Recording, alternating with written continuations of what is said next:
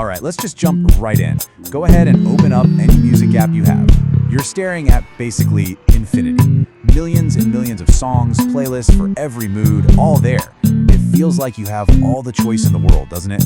But what's really going on behind that little play button is a huge global power struggle. And that question, that's really what this is all about. In this endless ocean of music, are you really the one steering the ship? Or are there invisible currents pulling you in directions you don't even notice? It turns out, your choices might not be as free as you think they are. Yeah, what you end up listening to is actually the result of a massive battle. It's a fight for your ears, and it's being fought by huge corporations, by governments, and by super passionate communities, all of them trying to create the world's soundtrack.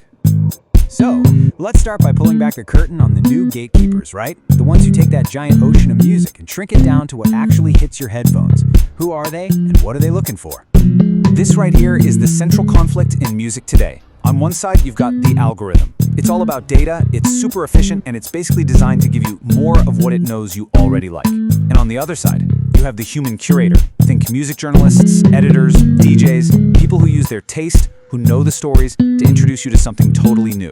It's really a showdown between machine efficiency and human connection. And if you really want to understand the algorithm's power, you just have to follow the money. See, most of the big streaming services use something called the pro rata model.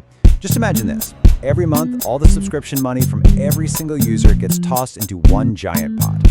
And here's the wild part about how that pot gets split up. It doesn't matter if you spent the whole month listening to just one single indie artist from your hometown. Your money still goes into that giant pool. And the payout? It's all based on market share. So the artists who already have the most streams, the global superstars, they get the biggest piece of the pie.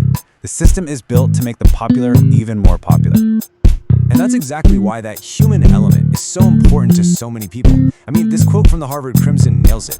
Algorithms are incredible at spotting patterns, sure, but journalism, human curation, that's about connection. It's about knowing the story behind the song, the artist's struggle, the culture it came from. All this stuff an algorithm just can't process. Okay, so we've looked at who is choosing the music, but that's only half the story. The other, maybe even bigger half, is about where music is even allowed to exist in the first place. And trust me, these spaces for expression look incredibly different depending on where you are in the world. In some places, the digital world is completely controlled from the top down. A perfect example is China. As Freedom House reports, a huge cybersecurity law gives the state incredible power to censor whatever they want, track users, and even force tech companies to help with security investigations. That creates a really tough climate for any artist who's trying to do something different. But, and this is what's so fascinating, culture always finds a way. Even in that super controlled environment, a mainstream rock reality show, of all things, became what one publication called a rare space for cultural unity. It just goes to show you, even in the most restrictive systems, these little pockets of expression can pop up and give people a taste of something else. And then, on the complete other end of the spectrum, you have something like this, purely bottom-up expression.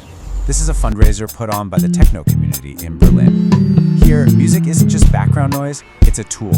It's a way to take political action, to show solidarity, and to rally a whole community around a cause. Which brings us to the ultimate form of top-down control, when the state itself doesn't just regulate a music industry, but decides to build one from scratch. This is music being used as a direct tool of national strategy. And there's no better example of this right now than Saudi Arabia. The CEO of their music commission, Paul Pacifico, puts it right out there. They see it as a totally blank canvas where they can build a brand new music industry, all funded and directed by the state. The scale of this plan is, well, it's just hard to wrap your head around. We're not talking about a small arts grant here. This is part of the kingdom's Vision 2030, a plan to completely transform the country, backed by an estimated $1 trillion. Music is a strategic piece in a massive national puzzle. Now, of course, this kind of top-down approach has its critics. It brings up this idea of culture washing, the argument that these huge, expensive cultural events are a way to polish a country's image on the world stage and maybe distract from other political issues. And it's so important to remember that this state-led project is happening in a region that has a long, powerful history of the exact opposite. As the scholar Hajer Ben Boubaker points out, the Middle East and North Africa have a deep tradition of grassroots protest music that has always challenged power, existing completely outside of state control and often fighting against it. Okay, so we've seen these forces from the top pushing down and these forces from the bottom pushing up. Let's bring this all back home, back to you and your playlist, and figure out what your role is in this whole giant ecosystem. Because here's the thing, every single song that lands in your playlist, every track you hear, it's the final page of a really long and complicated story. It's a survivor of that global tug of war we've been talking about. Yep, it's a story shaped by all of it.